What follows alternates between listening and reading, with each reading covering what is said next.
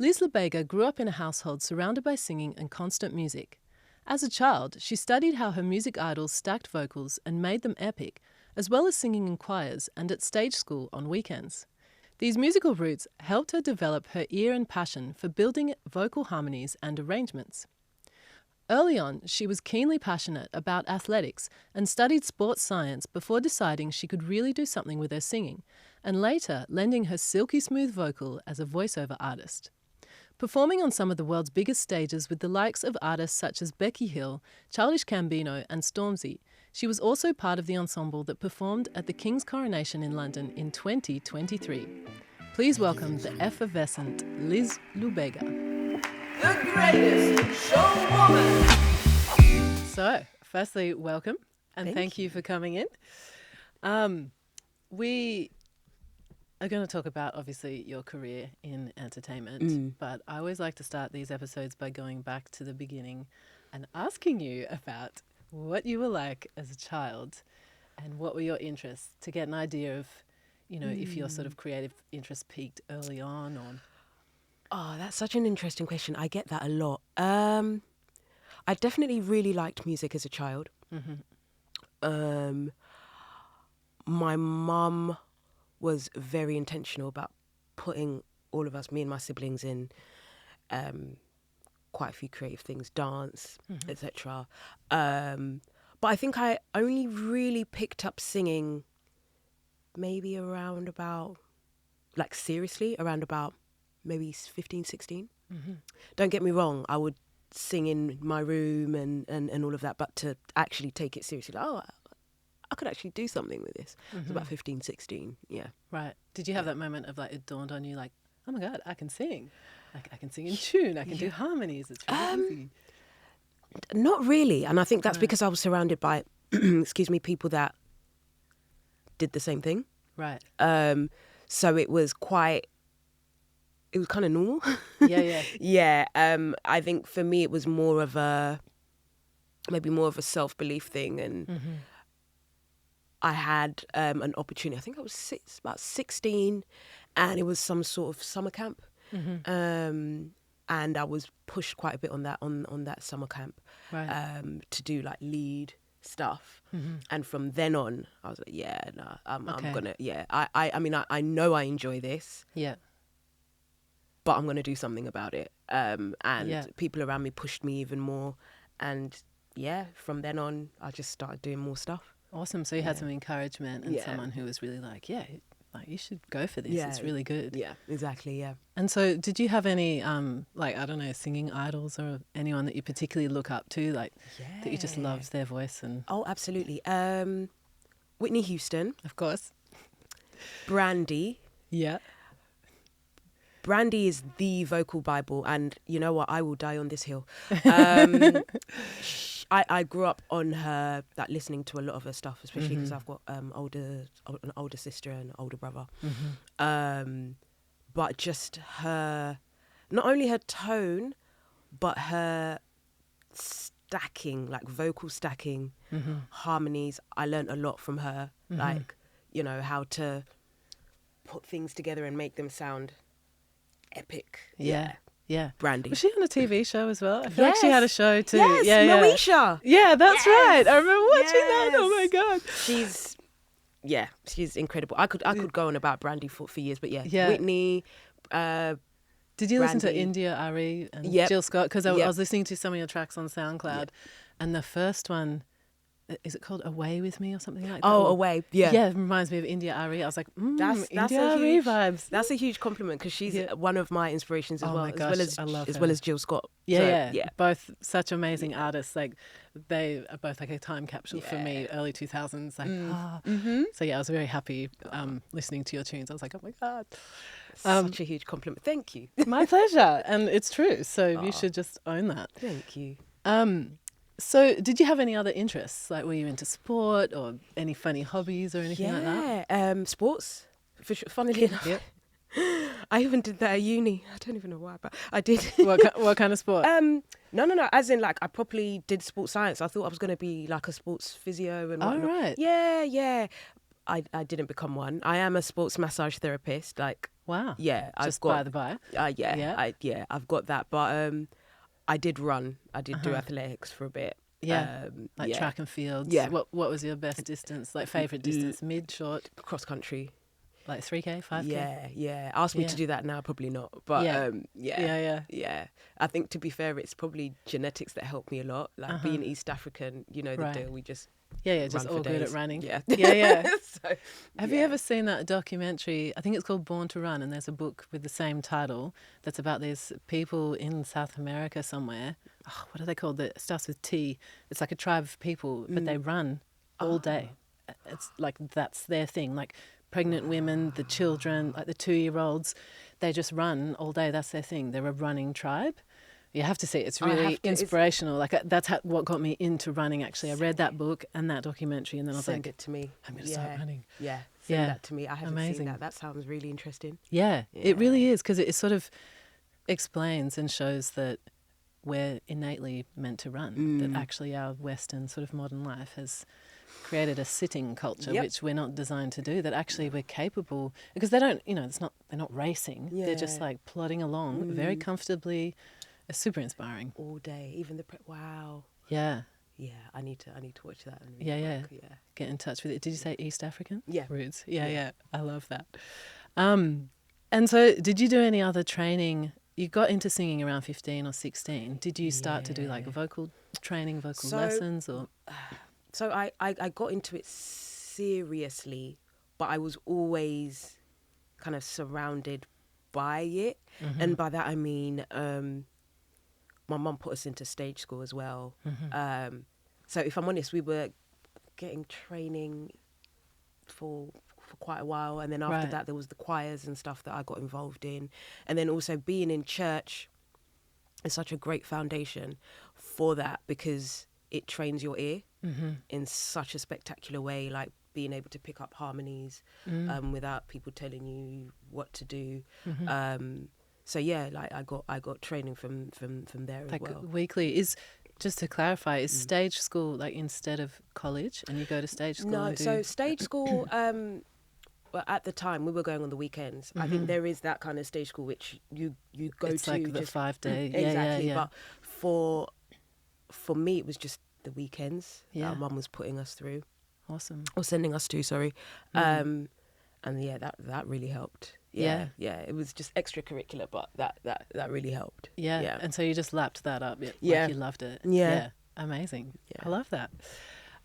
Awesome. So you've sung a lot in choirs. I read, I think in your bio on Sound Better, that's something that helped you learn how to build harmonies, and that's something that you're really passionate about as well as like vocal arrangement. And that's very much your thing. So, and you sort of touched on choirs helping you build harmonies. Why do you think that being in a choir really helps your singing? Where do I start? I'll speak specifically for church choirs. The discipline is next level. Right. You have to know how to pick up harmonies, because on a Sunday someone might just start a random song and you have to know how to fall in. Right. There's Is no that one otherwise going, you're kicked out? Like it's very rigorous. I mean, I wouldn't say kicked out, but you feel bad. It made you feel bad. Yeah, you will. You will know that you stand out. Right. You know. But I think being around musicians, practicing 2-3 times a week, it builds your ear. Build your ear, is that the right thing to say? And your vocal, of course. I mean, exactly. That goes without saying. But but also what you listen to, I think, as a child plays such a big part, or during your childhood. So, you know, around the house I was hearing like Mahalia Jackson, you know, gospel, pop, like everything.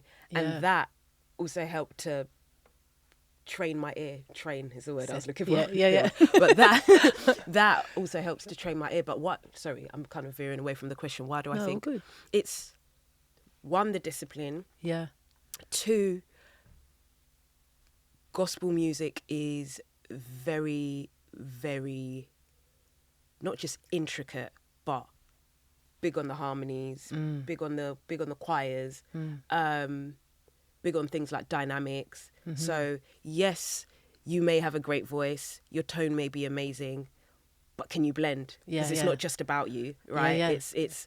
It's about the whole choir. It's about the whole sound. Yeah. You're not meant to stand out like a sore thumb if you're in a choir. And if you do, you're not doing the right thing. Yeah. So you learn about dynamics as well, and also ego. Yeah. Because again, like I said, it's not about you. I was going to say, I feel like there's definitely something special about that group setting. And because I've known other singers who I find incredible, and they've all had that same path. Yeah. They all sang in choirs, and I really think there's something to be said for like how that trains your vocal and your ear, because obviously they work symbiotically. Yeah. So, go to choirs. Everyone should. I should sing in a choir. It helps. It does really, really help. Yeah. And then you're having to obviously work with people constantly.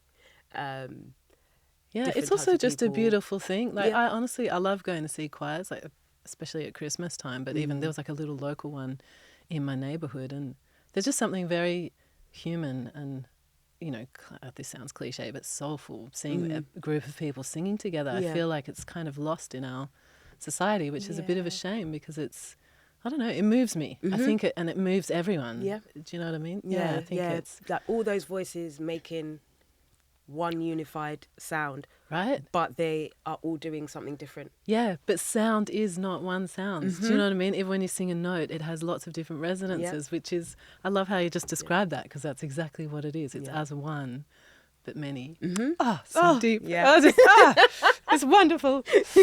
Amazing. All right, so I would like to ask you about your singing career. Ooh. You've worked with the likes of Childish Gambino, Stormzy, and I saw you on the telly for the King's Coronation. Oh, yeah. So that's quite a lineup, I got to say. Yeah. How did it come about? So who have you worked with first, Childish Gambino or Stormzy? Because obviously the Coronation was recent. Childish was, oh my gosh. You know what? It was probably Stormzy. I think Stormzy was before Childish Gambino. But at the same time, I did Glastonbury. Did I do Glastonbury the same year as I did Childish Gambino? I think so. It's mad. Everything's a blur. As a session musician, you do so much. Yeah. So if you're not updating your CV or whatever, it's hard to keep the timeline. Exactly. I get that. Yeah. I get that. But so how did that come about with Stormzy? You know, it's like one day he just called me up out of the blue. No, you know what? I think again, I've been doing the session BV thing for quite a while, and so if you work with one person, and if they get like one MD, one musical director, and then they get another job, they will probably call you again. Yeah. So it's just that I went from Tom Odell, then after Tom Odell I did Stormzy, after Stormzy I did like Snake Hips, and so I've done quite a lot, and it's literally down to you doing one job, doing it well, and people see your reputation, and then book you again. Yeah, because as much as it's a big industry, it's also quite small. Yeah, I totally agree with that. In each sort of facet of entertainment too, whether it's dance or circus or music. Yeah. It's like everybody knows everyone. So you got to be careful. Yep. So how was that experience for you? So did you sing at Glastonbury with Stormzy? I did Glastonbury Stormzy, yeah. How was that like? Because obviously one of the biggest stages in the world. That was insane. That was my first time actually doing Glastonbury. That was insane because there was so many moving parts. I don't know if you saw it, but there was a lot of us. It's probably over 40 of us. Right. And we were standing on this, I don't even know what to call it, something they'd built on the day, and probably about, I think, 4 levels of people on the stage. Wow. And as you were moving from side to side, you could feel that moving. That amount of people, the pyramid stage, insane. Yeah. I mean, just looking out on a sea of heads and being like, I'm glad I'm up here and not down there. Yeah, crazy. I don't even think I really took it in. Yeah. Because there was so much going on the day. I think I only maybe really took that in maybe a couple of months after. Yeah. Yeah, because it's all systems go, isn't it? You are Yeah. thinking, I've got to do well, I've got to make sure I don't, fluff it up. Yeah. And it's almost overwhelming, like the amount of people. Yeah. I can imagine the yeah. energy just receiving from that sort of massive crowd as well. It's insane. It's wild. Yeah. And how many rehearsals did you get for that? I think I got 3. Mm-hmm. Yeah, I think I got about 3. Yeah. Yeah. Wow. Yeah. And was it a similar sort of thing with Childish? Like, was it a live performance for him? Or? Childish, I did Childish. He did Love Box Festival. Mm-hmm. Yeah, so it was, pretty much the same thing. He headlined that. What year was that? I can't remember, because that particular year was insane. I flew in from Russia from doing Nicole Scherzinger. Oh, it was the year of the, I should know this, football. World Cup or Euro Cup? Yeah, that was Russia. Yeah, Oh, Russia were hosting it. Yeah, Russia were hosting it. I don't know. Russia were hosting it. This was probably 20... I feel like it was 2018. Okay. I think it was 2018, yeah. Okay.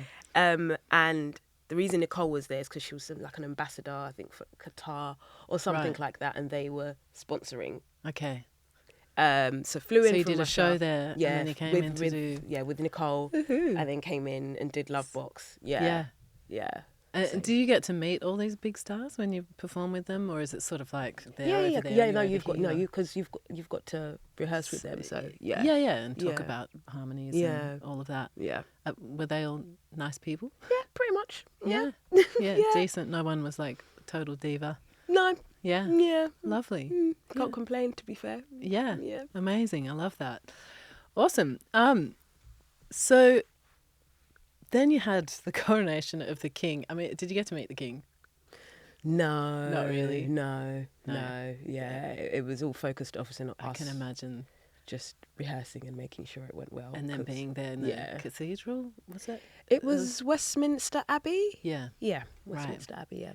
How was that as an experience, just being in that kind of setting? And obviously it's for the king. Yeah, so that was obviously very different to what I'm used to doing. Yeah, like being on stages and stuff is just, that's normal. It's just what we do. But that was a lot more intimate.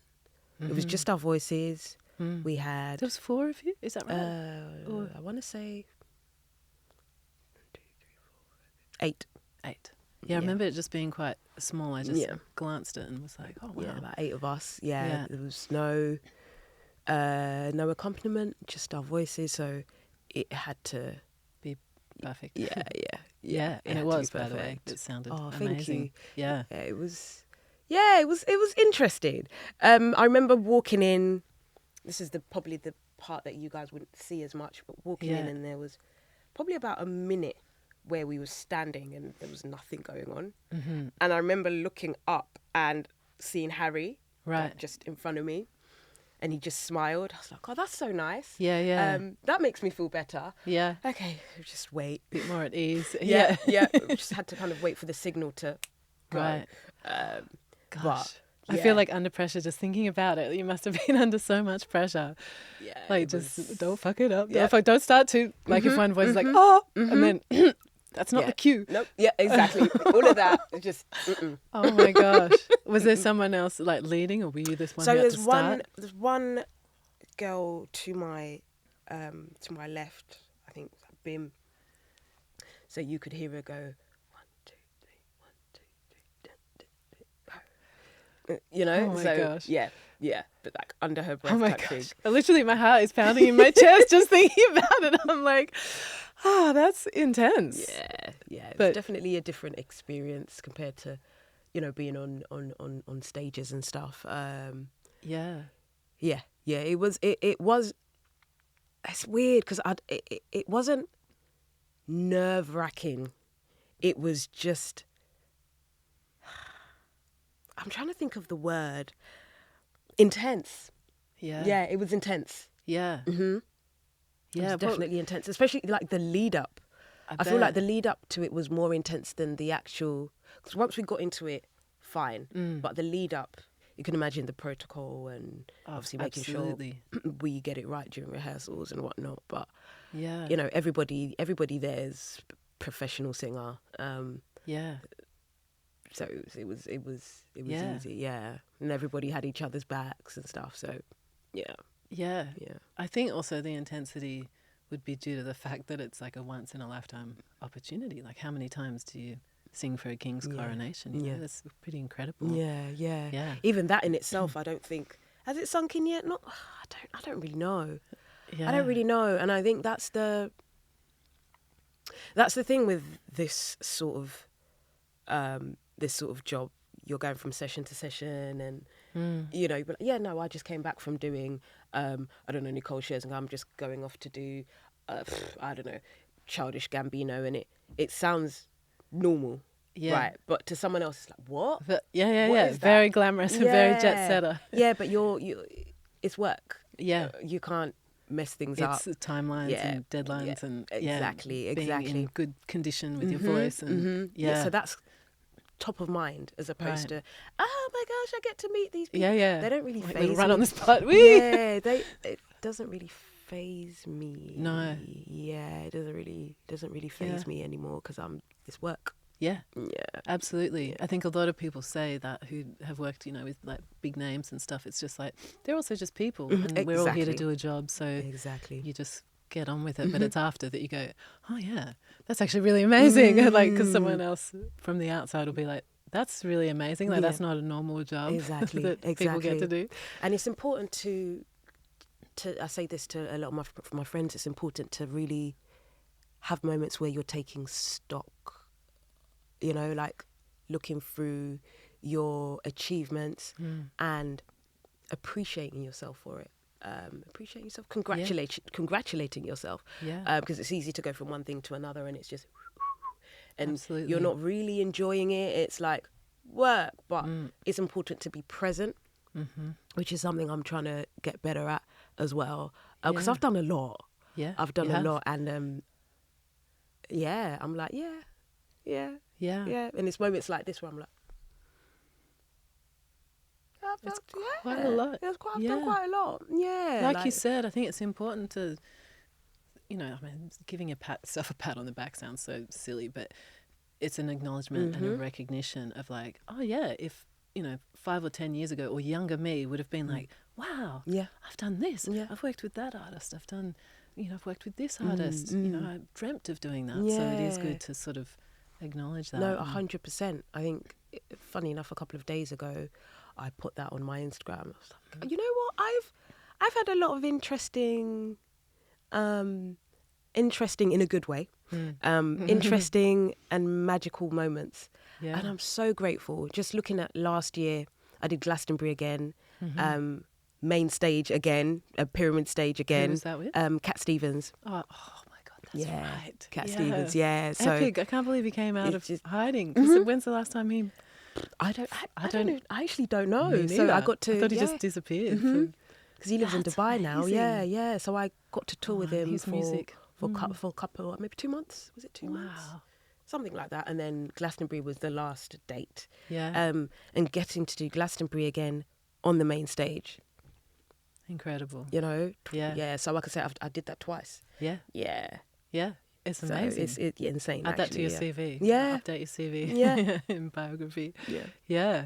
Awesome. What was he? Did you get to chat to him? Is he like a quirky character? Yeah, he's quite. I mean, he's older, isn't he? Yeah, so he does his thing and bounces. Yeah.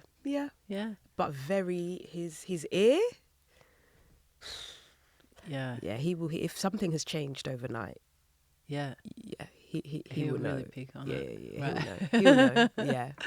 That's quite amazing considering he's sort of been out of the spotlight at least for such a long time. Yeah, so but remember he comes from the generation of how do I say this? I don't want to say real music because people that are making music will get offended.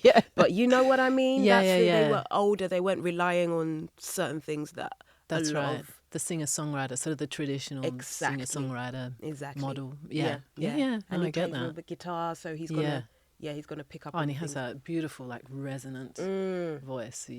you recognise his voice Because instantly.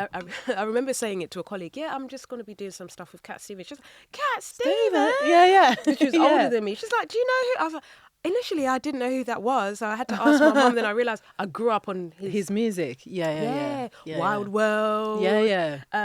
Father and Son.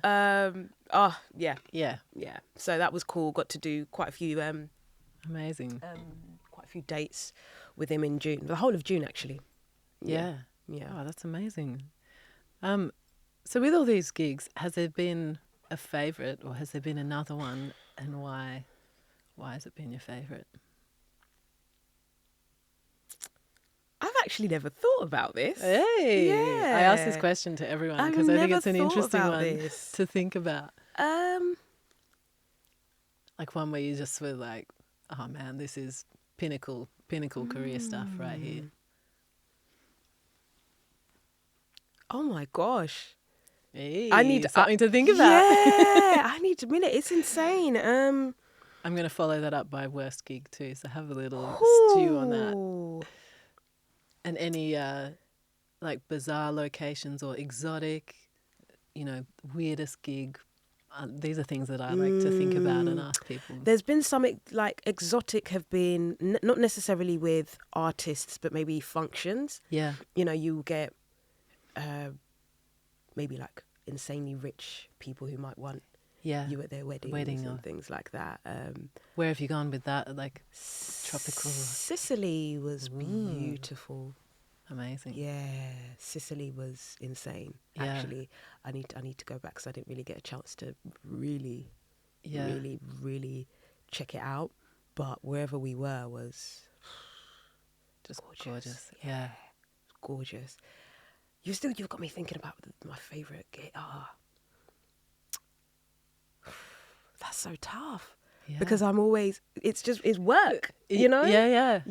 And I don't want to say that like I don't enjoy it. I do. Yeah. I really, really do. No, it's more of a mindset because it's work. You don't think about necessarily your enjoyment because you want to do a good job. Mm-hmm. You're like, I'm here to be on my best performance. Yeah. I get that.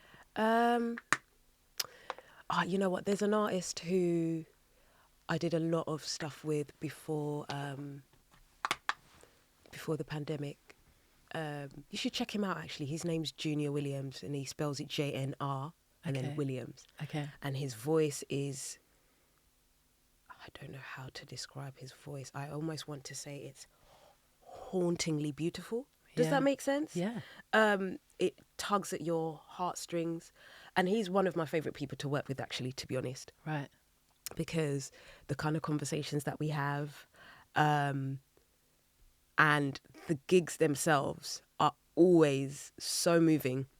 You see people at the front just crying. Wow. Oh my gosh, we did Germany with him several times. Reeperbahn Festival actually was the one where we were singing in this church and with just this women at the front bawling their eyes out. Wow. And to be honest, I get it because his voice and his music is that way inclined. But seeing that and seeing what art does, the effect, so he's one of my favorite people to work with, definitely, hands down. Amazing. Junior, if you hear this, don't ever stop making music, man, because you are gifted. Amazing. I'm gonna have to check him out. Yeah, he's dope. Yeah. I love that your favourite gig is something that you see like the effect and how music moves people rather than like the flashiest name or, the biggest show, dancers and all the sort of showbiz wabang. I mean, that is interesting as well. Don't get me wrong.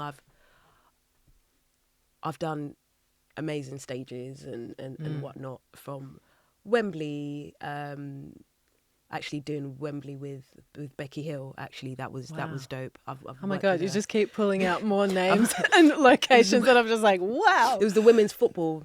Wow. Recently, because she opened up as so we did that. That was cool.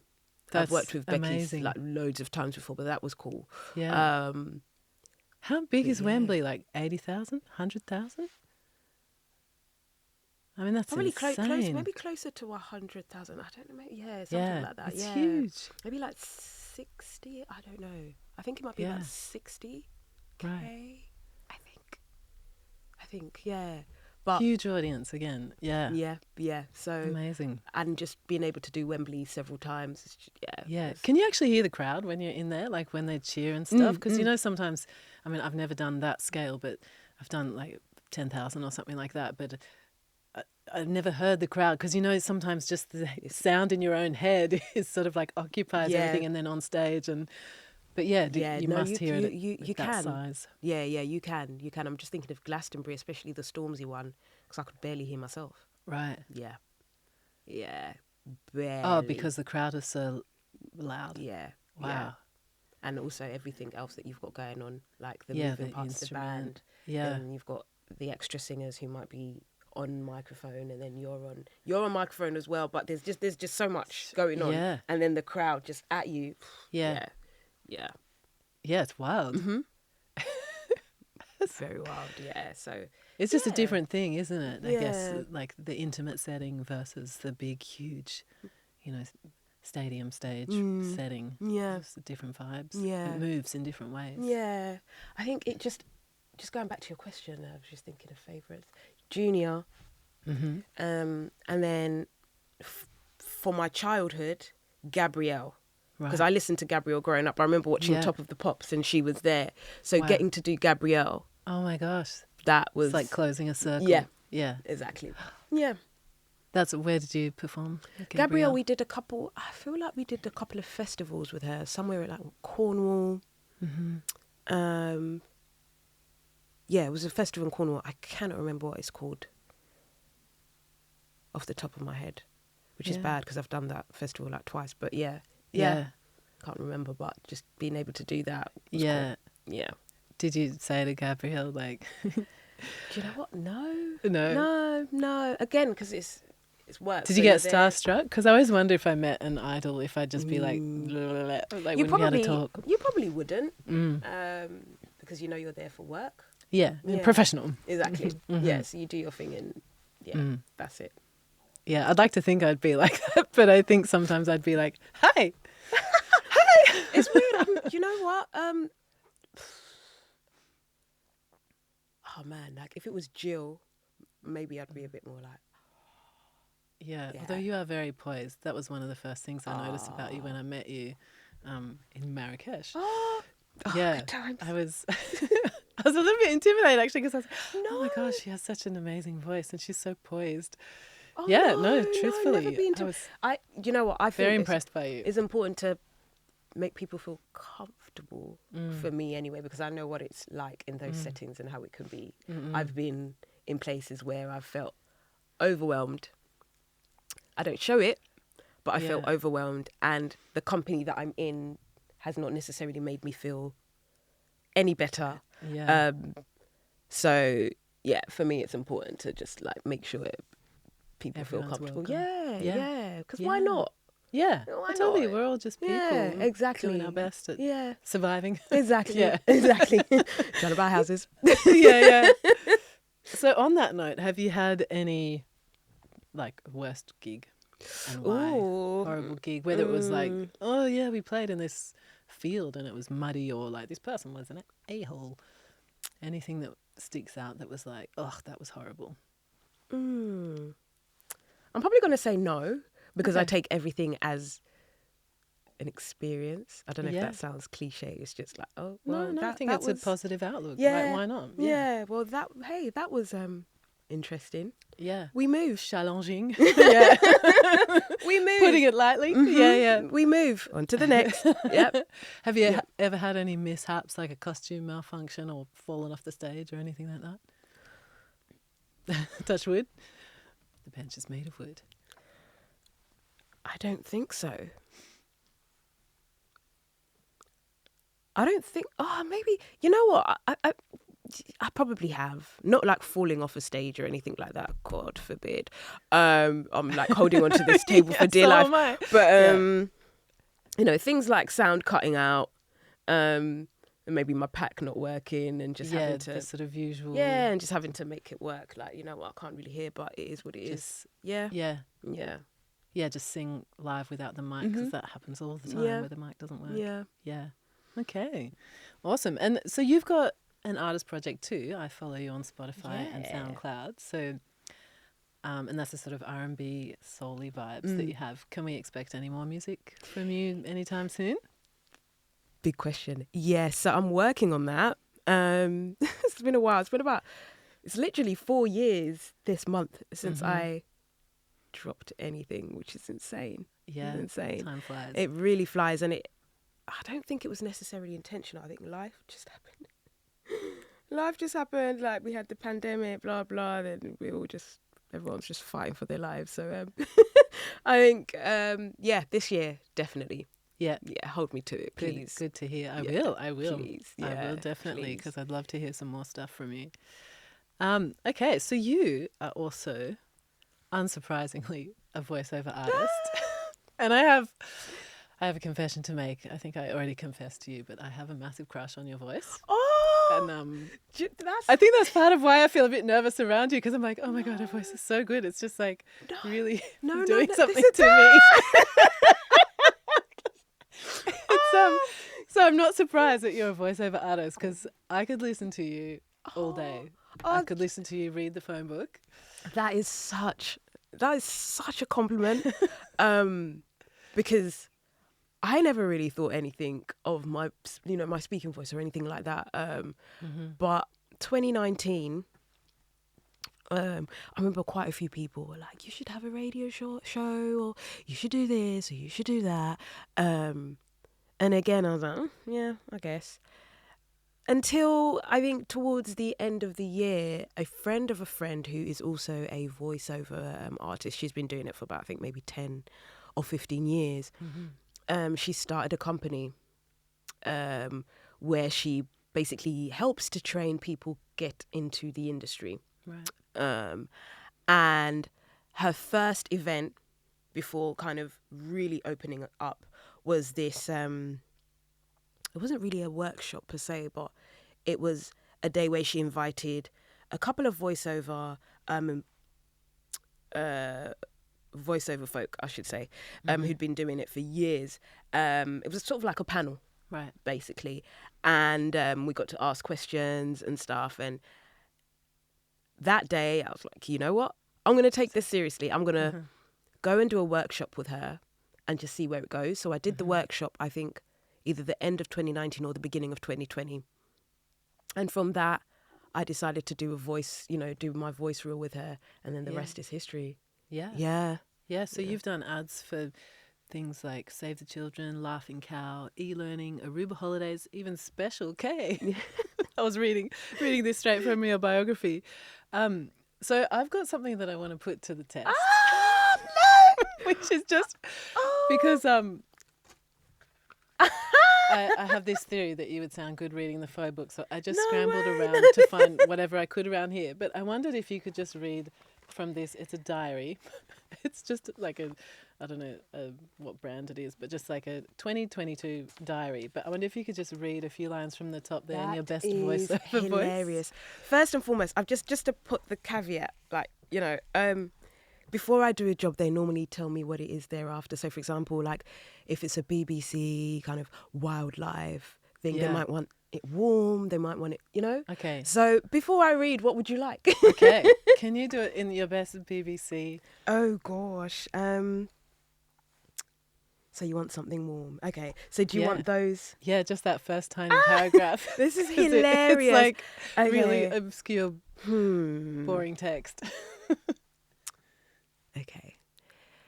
The following dialing codes are used for direct dialing from one country to another. The access code is used from the country from which the call is being made, and the country code for the country to which the call is going. For example, to call Spain from the United States, you will dial 01134, followed by the internal code and the exchange number.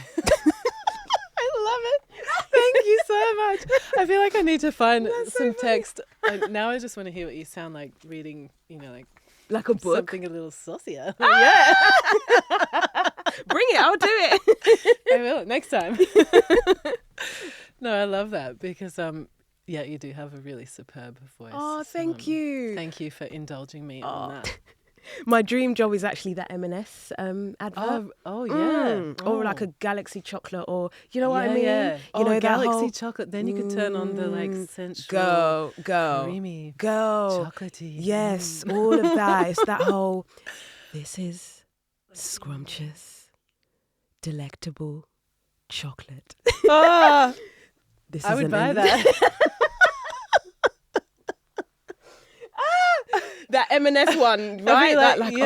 Yeah. Oh, Mm-hmm. do it. I could imagine for a liqueur too, like a Baileys, you know, like a yes, perfect to finish, you know, like smooth, sensual. Oh my God, Oof. yeah! Don't even get there. me started. All yeah, right, we have to get you onto one of those. My dream. On that note, have you ever received a script for an ad and thought, oh, this is so naff, how am I going to turn this, you know, or how am I going to do this without laughing? Or I've had a few where I've gone, how am I going to make this sound interesting? right, You know? yeah, But then I've just done it. yeah. Yeah, I've just done it. I mean, normally you have the director there kind of not coaching you through it, but telling you what they're going for. So you might put an inflection somewhere and they'll be like, that's too informative. Right. I want it to be less informative and a lot more human. Yeah. Yeah. So you're getting a bit of help like along the way, because essentially they know what they want out of that. So there's been a few of those, but you just make it work, right? Yeah. Oh, it's a whole art form, isn't it? Even the way you described it then, like being informative or more human or more comical, I suppose. You know, understanding how to get that out of your voice is yeah. I mean, skill. I'm still, if I'm honest, I'm still learning. Mm-hmm. Definitely, I think, you know, when I listen to different voiceover artists or actors or whatever you call it, there's some people who are wicked at the really kind of punchy. Kind of, I don't know what to call it. There's a word for it, but very punchy, very upbeat. Right. And I know for me, that's not my strong point. Right. Very kind of like, hey guys, like, you know. Oh yeah. Without sounding like a phone company or something. Yeah, like this is, without sounding, in my opinion, like naff. Yeah. People out there that really they shine at that. Yeah. I don't think that's my strong point. No. So I'm working on that. Right. But when it comes to things like, I don't know, nature-based stuff, chocolate. So I've got quite a warm voice, so I just use that to my soothing advantage. Quality. Yeah, so that's why I think I get a lot of nature-based stuff. I've done a lot of kind of ads for, you know, things like Wild Africa on like the Discovery Channel and stuff like that, and I think it's because of the warm tone. Yeah. It's inviting and it sort of makes you lean in, like, yes, what else are you going to tell me next? Yes, keep talking. So I'm waiting for me, again, another dream job is, you see what David Attenborough does? Yeah. I need a whole hour of that, just talking about the antelopes and the elephants. Oh my gosh, I would watch all that. Of that. I love nature documentaries. In fact, on that note, there's one you have to see if you haven't already. It's called Dancing with the Birds, and it's narrated by Stephen Fry, but it's actually hilarious. Like, me and my children watch it over and over because it's all about are they called bowerbirds? Yeah. Anyway, the way it's narrated, it's just hilarious because they have this whole set of dances that they do to try and attract the female bird. But on top of that, it's also narrated with all this sort of innuendo. You feel sorry for these male birds because half the time they never mate, or, you know, like, you're like, oh, it's a big, like, tragedy. Anyway, I think you'd be perfect at that. After this, I need you to just literally give me a list of all the stuff you've spoken about, because I'm not going to remember it. Dancing with the Birds, and then the... Getting you on the Bailey's ad. And then, the Born to Run documentary. Yeah. And then I'll make your list. Give me a script, man. I'd love that. As the Baileys washes down your throat. Oh my gosh. I can hear it. Please keep going. Just go on a little improv. What else does the Baileys do? I don't know. Can you please tell me? You put me on the spot. Where else can you put it? Pause. Okay. love that. I can really, really envisage it. Okay. Shifting gears slightly. As a woman in music in particular, have you faced any challenges or conflicts that you feel like specifically because of your gender, or do you feel maybe it's worked to your advantage being a woman, like using your charm and sass? What's your sort of Where standpoint? do we start? I feel like I speak for all the women when I say working in music it's quite male dominated. Very. It's very male dominated. And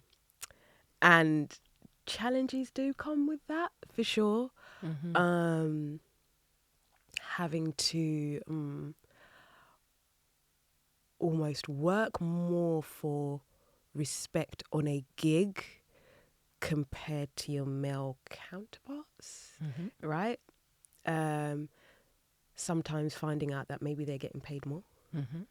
And you know what? Hey, that might have everything to do with their experience, maybe. But I mean, if I'm in a room and we've both been working the same amount of time and we're doing the same thing, it's different if you're MD in the gig, right? Obviously, you're putting more work in than I am. You know, I turn up and sing, learn my parts, but you're directing the whole thing. That's different because you've got a different job role. But if we're doing the same exact thing, and you're getting paid more, I'm like, mate, what is that? You know, has that happened a lot to you? A few times. Where I found out, maybe a few times where I found out, but a lot of the times you probably won't know. No. Yeah. Yeah, because it's not really the done thing to ask people what they're getting paid. But if you find out, yeah, it's time for some not on. ass. Not on. And just, you know what? Just like sometimes general respect. Yeah. People thinking they have access to you, if that makes sense, in a certain way, or people thinking that they can maybe be more flirtatious because you're a chicken, you're going to have it. Where it's like, no, we're in a professional environment. What makes you think that I want that? You know what I mean? Yeah. Yeah. Yeah, it definitely does come with its challenges. I look younger than I am as well. So oftentimes there's the respect bit. And I don't know if that has anything to do with my gender, maybe more to do with the fact that I just look young. I'm not sure. It might be a bit of both. But why am I having to fight for that more than the other guy? You know? Yeah. Yeah. So Have you ever had that thing where, like, the male, like, say it's an MD, is asking a question but it doesn't look at you for the answer, or like just dismisses that you're even present? Yeah. I mean, you get the dismissing. Yeah, oftentimes. I mean, I'm grateful that the people that I work with more time in the last couple of years, I know them. So I know what I'm going to get. I think the older I get and with the experience that I have, I'm picky with the kind of things that I do now. Because I want to turn up to a place and know that I'm going to be comfortable. I don't want to have to be on a gig where I'm fighting to be heard or where... For basic respect. Basic, we're talking. Yeah, absolutely. I had that definitely in my early days, some of my first like tours. I won't say who, but just that respect compared to the guys that are on the gig. Interesting. But definitely dismissing, that's a great word. I've had that before. I think it's happened to every woman, myself included, numerous times over the years. Or where they expect you to be, I don't know. Laugh at their jokes, laugh at their laugh at their advances. It's almost like, you know what, having conversations with other like females that are in the industry, but maybe they're sound engineers, things like that. And they come in and they're like, oh, you must be makeup, right? And there's nothing wrong with a makeup artist, don't get me wrong. They're amazing at what they do. They're literal artists. But there's that limiting factor. Like you you couldn't be the MD. Like, surely you couldn't be the MD, or you couldn't be the sound engineer because women don't do that. You know what I mean? So you must be the makeup artist, or maybe you're the dancer. Yeah. You know, and it's like, but I'm the sound engineer. How about that? You know? Yeah. So, yeah, it's just interesting. There's still those presumptions made. On that note, do you think the industry is improving or has evolved over, you know, even the time you've been? I think they're trying harder to evolve. Yeah, that's a really good way to put it. Yeah. They're trying harder to evolve. The actual happening of it, debatable. Yeah, exactly. Yeah. That's a very good way to put it. I love that. Yeah, they're trying harder. And we see that. Is it there yet? Don't think so. No. Yeah. But the trying is what counts. Yeah, that counts. This is true, and I think we all participate in, you know, speaking up and calling it out. It's like, I feel like even, you know, for the next generations that are coming through, like I definitely feel a responsibility as a, in inverted commas, older woman in entertainment to lay that foundation and be like, hey, that's not right to talk to me like that or to make that assumption that 100%. I'm that role, rather than like, why couldn't I be an engineer or producer? Yeah, definitely. So what would you like to see happen in the music industry? Wow. I would like to see more women in those male-dominated roles. And when I say I'd like to see more women, I mean I want them to be hired, because let's face it, it's not like we don't have any female sound engineers. It's not like we don't have any, you know what I mean? We've got them there. Producers. We've got female producers. We've got it all. It's just a case of them getting a look in. Yeah. Yeah. And that starts at the top. Exactly. It's the top that has to change. I was looking at I was Googling some record labels the other day for my students, actually, to show them, like, to research for brief. And I came across Armada label, and their roster is, you know, like, there must be, I don't know, 50 artists. I think I saw 2 women on there. I was like, really? It's like dance music. And, Armada. but I was like, wow, really? And even less diverse than that as well, with ethnicity. And I was like, wow, seriously? You know, I was actually like, my mouth came open. I was like, really? Still? Oh, how frustrating. But the dance world is kind of, it's like got that. a long way to go. It's like that. Dance, electronic, it's, yeah. I mean, the industry in general is, but dance and electronic is very much, still a lot of change to happen. And in terms of CEOs, I think there's like 3 female CEOs across all the majors, you know, in the world. I'm not surprised. I'm not surprised. But to even try and get a look in, I don't know if it's the same for people coming up now, but it's like, who you know, or maybe your uncle was, you know, head of I don't know, head of HR or something, and that's how you got in. Yeah. You know? Yeah. Also, what's your view on, like, other women, you know, sort of opening the fold and inviting other women in? What's your experience been with other women not treating you as competition, or perhaps treating you as competition? It's a difficult one. I think my experience has been mixed, but I do have to say that a lot of women have brought me in. Yeah. And I've also been saved by women. Like, I think we're such a, and again, maybe I'm biased because I am one, but we're such a special group of people, women. When we come together, anything can happen, you know? When we have each other's backs, anything can happen. Like,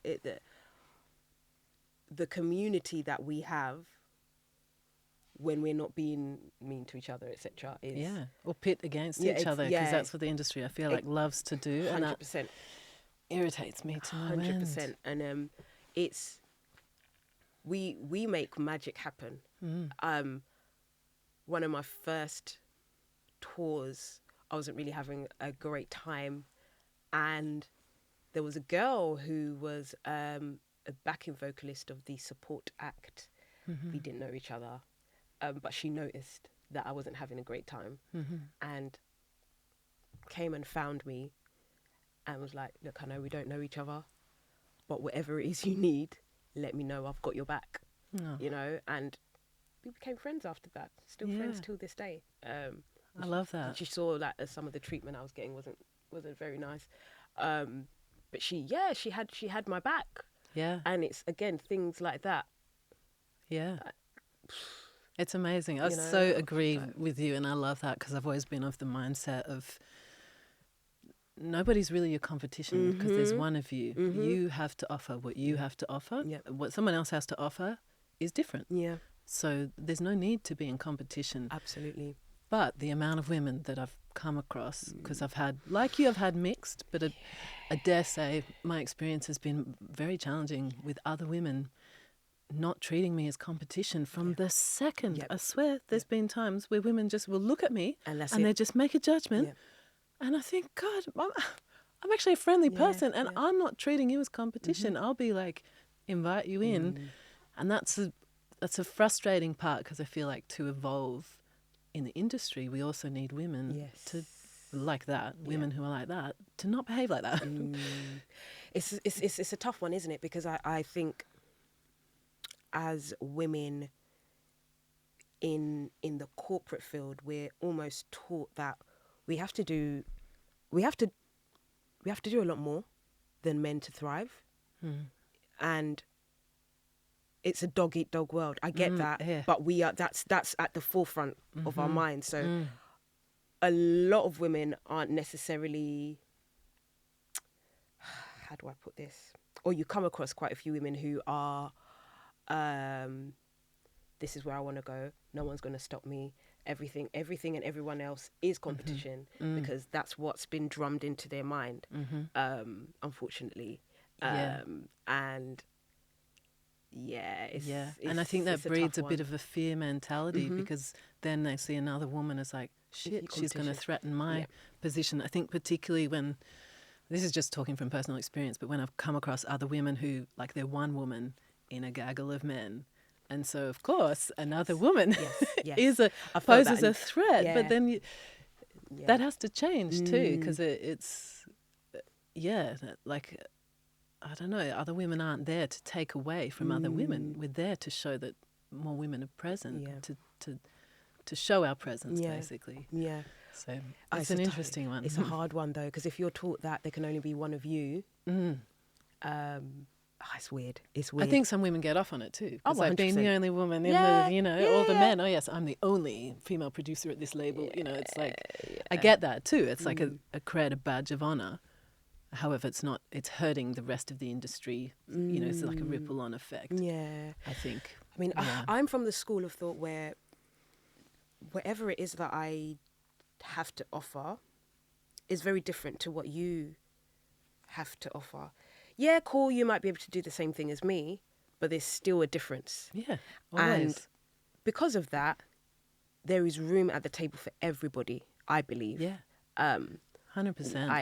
I that's a hill that I'm willing to stay on top of and not come down. Yeah. There's room at the table for every single one of us, and it doesn't hurt me to help someone else coming up, you know. So even now where I'm at with all the opportunities that I have gained over the last maybe 10 plus years.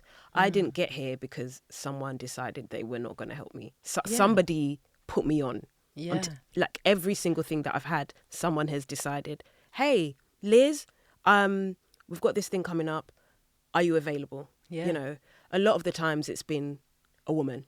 Yeah. You know, and without that, I would not be where I am.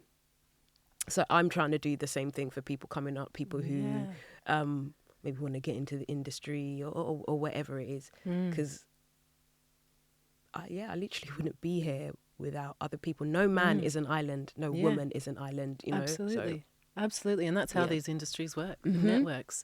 It's everything. Like you said, I mean, for people who are listening who aren't in entertainment, that's literally how the entertainment industry works. It's like you meet some people and they know some people and then they call you and they hear about you here and then they call you for this and it's all about that. Literally, like I toured with Tom Odell, and then off the back of that, when I got back from that tour, it's like, oh, you did that? Yeah, okay, cool. Because you did that and we saw you do that, are you available for this? You know, or are you available for that? Even off the back of the Tom Odell tour, actually, funnily enough, I was at the time Rag and Boneman were or was his support act. It was when his Human was just Human was doing the rounds in Europe, but hadn't got to number one here yet. Right. Yeah. And he then gave me a gig. Yeah. He was like, "Mate, you're doing so well." Like, because I was the only female on the Tom gig, actually. Right. Yeah. So I was touring with him for about six or 8 weeks, something like that. Yeah. And I was the only female on that. But yeah, obviously, because he was a support act, we got chatting and everything. Yeah. And his backing vocalist couldn't make a Norway gig. It's like, yeah, if you're free, come. Yeah. Yeah. You That's know? literally how it happens, isn't it? It's like, give me your Instagram or give you your number. Like, you know, see you on the next gig. Yeah. Yeah, exactly. Yeah. I love that. And I love that you said, like, paying it forward, because I'm, like I said before, I'm of the same train of thought, because I think there's room for everyone, because everyone's unique, you know. There's no, and I think it's a really healthy mindset. I'm sure that's one of the reasons to your success, you know. I equate my success to that, having that sort of outlook, because I don't shut people out. I don't think it's about me and, like, getting on top, you know, doing whatever it takes to squash people to get to the top. It's about treating people with dignity and respect and building those connections and relationships, because it's those connections and relationships that will get you the next 1000%. job, the next gig. Exactly. Yeah. We're dealing with people. We're dealing with humans, like in the creative arts. It's those relationships and how you make people feel is really important. We're not computers. We're not a screen that you're interacting with. So it's, There's that saying, and you know what? Oh, sorry if I get this wrong, but you just reminded me as you said it. People will remember how you made them feel, not what you did. I don't know. Did for them.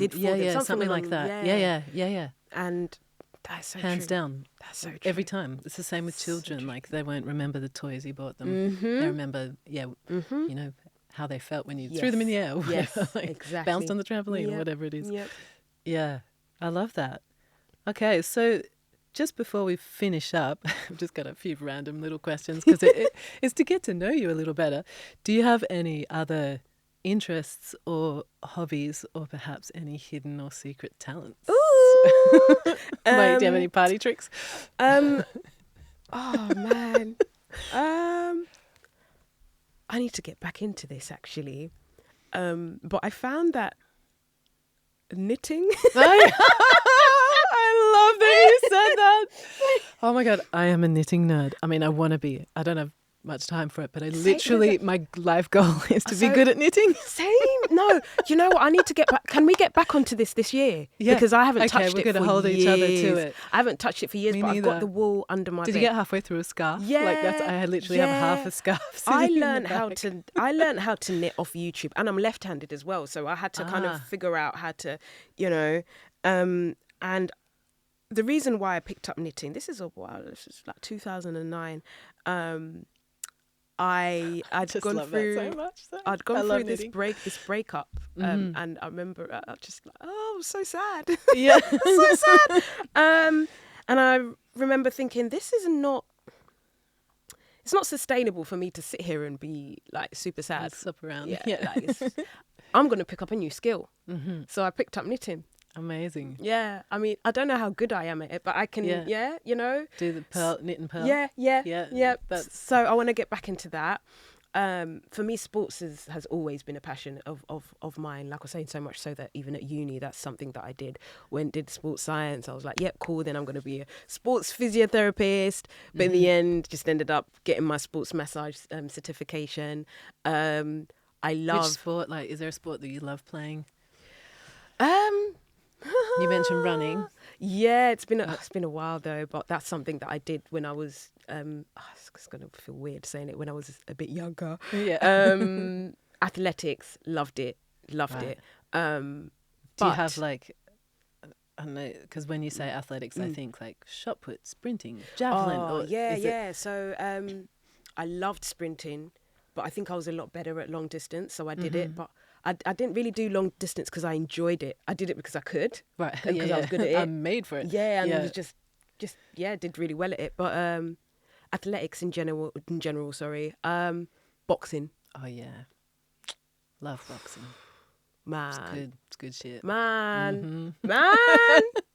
Listen, I swear by that stuff. Have you tried Muay Thai, which is kickboxing? I haven't. Oh my God. I haven't. It's as good. I need Muay to get Thai's back into that this the year. bomb. Love. Oh, I love it. I think boxing is one of the greatest sports to just get tight and just, toned and... Yeah, and for the mind, Mm-hmm. like just that outlet. Yep. I think it's a great outlet to get frustration. And Yeah, absolutely. Because I'm not poised in that. Like, I'm ready to...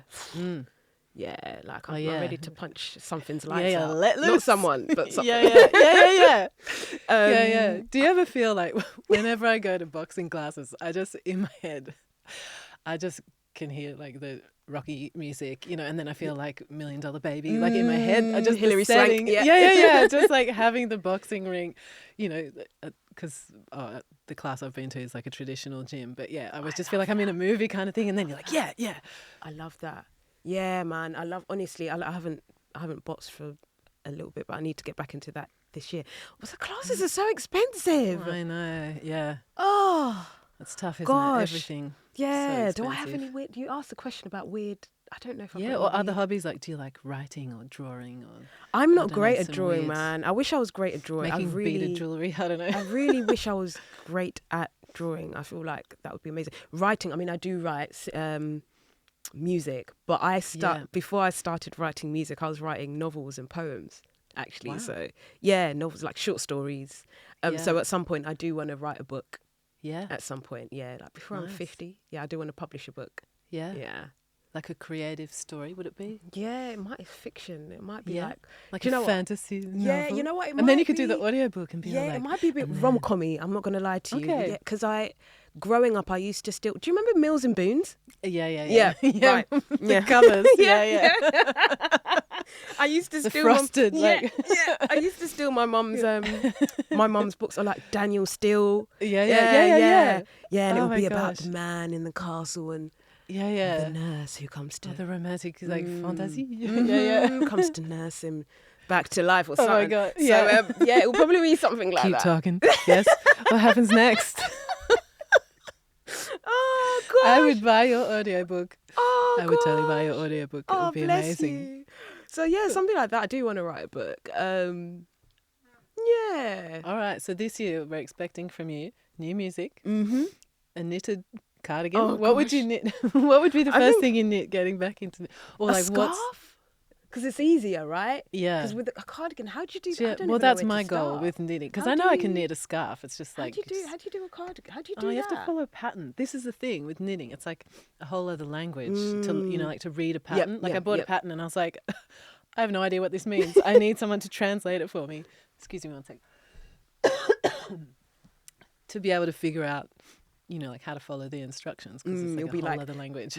knit 1, P 2, and Exactly. then something else 3. What's that? Yeah. And then they show the picture like, ta-da, this is what it makes. And you're like, okay, but I don't understand it. I wonder how you make a jumper though. I have no idea. Like, how do you get it to? Like, how do you? Well, they're like a tube, like a sleeve is a tube, the neck bit is a tube. Yeah. This is like a flat. And then do you like just thingy it together then? I don't know.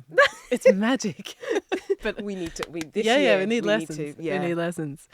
Okay, so 2 more questions to finish up. What advice would you give someone else who's trying to break into singing or voiceover work? As in like approach, attitude, anything. Singing, I would say find a reputable maybe vocal coach. Or you know what, even before the vocal coach bit, actually, to be honest, scrap that for a minute. Find a choir or or a group of people that you like to sing with and do that for a bit because it's fun, right? Yeah. Then maybe get lessons. I try not to kind of... I encourage vocal coaching, don't get me wrong, but I try to also encourage the natural side of things, find what you like before you go to someone who's going to tell you what to do. You need to do. You know what I mean? Yeah. yeah, do that. Also, I hate saying this because it's that cliche thing, isn't it? But networking, oh my God, I'm sorry. I'm sorry. I'm No, so but sorry. it's so true. Yeah, Like, I'm sorry. No. It does help. Mm. I hated hearing that, and I still do. I think it's because of the But- connotation. I feel like a lot of people think networking is like, oh, I have to go out and like spark a conversation with people. But it's not really. It's like No. being involved in your scene. Like go out and see some music and you might meet someone, Yeah. or like go to a choir and you might meet some locals, or whatever it is. It's like just actually being actively present Yes. in musical scenarios where you I might like meet that. someone. See, I like that. Being actively present in musical scenarios. Absolutely. And that might be you, I don't know, like you said, going to a gig or... Joining a class yeah, or whatever it is. Like the day and age that we're in now, there's a lot more for people than, compared to when we were coming up. Yeah, So totally. take advantage of that. All the panel talks, the conferences, whatever it is. Really, really, really take advantage of that. In terms of mindset, you've got to be pretty thick-skinned, man. I'm not gonna lie to you. You've got to be thick-skinned, but also gratitude for me, I think, has taken me such a long way. I've got this saying, like, make gratitude your attitude. Being able to see the silver lining and looking at a glass half full, Always. as opposed to half empty. Yeah. I think that really, really helps, because the kind of industry this is, it's like you're constantly chasing a high. And if you're not careful, you will burn out. And your mental health will be in the absolute gutter. So having that attitude of gratitude really, really helps. Also, finding other things that you like besides music. Do you know what I mean? I think music can be very all-encompassing to the point where it takes over your entire being and your entire body, and your personality becomes music. But it's like, you're not one-dimensional. There's a lot more to you than that. What makes you as a person? It's not just music. And in order to make music, you need other experiences to fuel those stories that you're gonna write or whatever. You know what I mean? So I think it's really important to also have other things going besides just music. You know? I don't know if I've answered that. I could go on for days. Like, oh no, I about love it. Be a nice person, man. Oh, freaking hell! Can we say that every time? Just be a nice person. Just be nice, and people will want to work with you. Yeah, be nice, man. Be nice, and